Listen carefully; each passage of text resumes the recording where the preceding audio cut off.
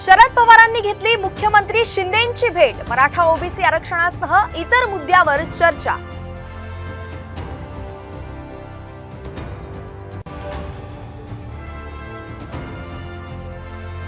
Cross voting करणाऱ्या 7 आमदारांवरील कारवाईवरून काँग्रेस बॅकफूटवर। विधानसभेला ticket कापणार, साम टीव्हीला सूत्रांची माहिती।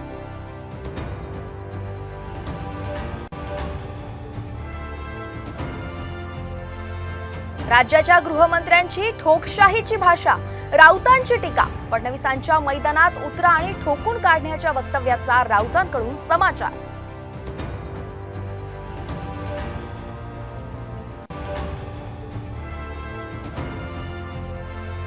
लाडक्या बहिणींना सरकारचं रक्षाबंधनचं गिफ्ट।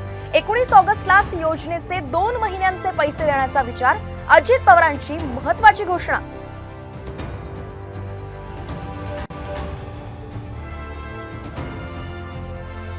आणि राज्यात सर्वदूर मुसळधार पाऊस। मुंबईत एनडीआरएफची 3 टीम तैनात, तर कोकण आणि नागपुरातही बचाव पथकं सज्ज।